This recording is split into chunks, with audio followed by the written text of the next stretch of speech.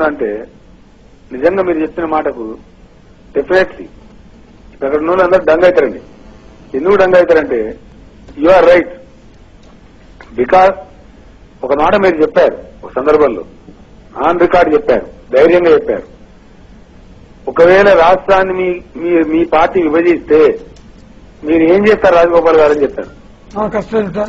రాజీనామా చేస్తా వెళ్ళిపోతా అని చెప్పారు. మీరు రాజకీయాలు తప్పకుండా కట్టుబడి రాజకీయాలు తప్పకుండా ఖచ్చితంగా డెఫినెట్లీ.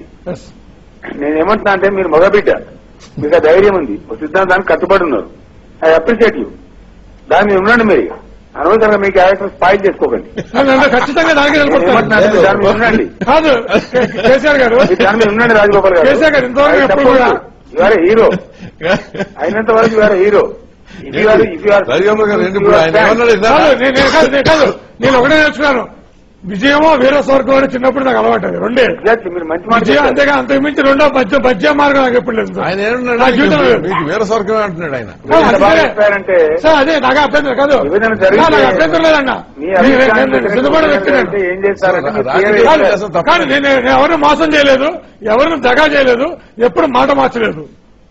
రాజగోపాల్ గారు, I love you so much. మీ సిద్ధాంతాన్ని మీరు కట్టుబడి ఉండండి.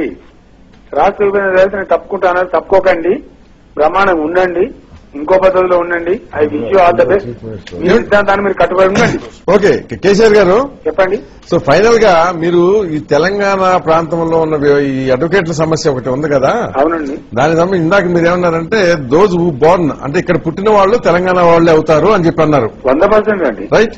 సో ఈ ఒకటి రెండు ఇక్కడ 40%, 42% రేపు ఎంతనే ఇవ్వనివ్వండి. ఇది గవర్నమెంట్ జనాభా ప్రాతిపదిక మీద కదా ఇవ్వాల్సింది. అవునండి. ఓకే. సో అందులో భాగంగా ఇక్కడ పుట్టిన ఆంధ్ర ప్రాంతానికి చెంది ఇక్కడ పుట్టిన వాళ్ళకి కూడా ఆ కోటాలో లా ఆఫీసర్ నియామకానికి మీరు అంగీకరిస్తున్నారా? 100% నియమించాలండి, తప్పే ఉందన్న. ఓకే, దానికి మీకు సమాధానం.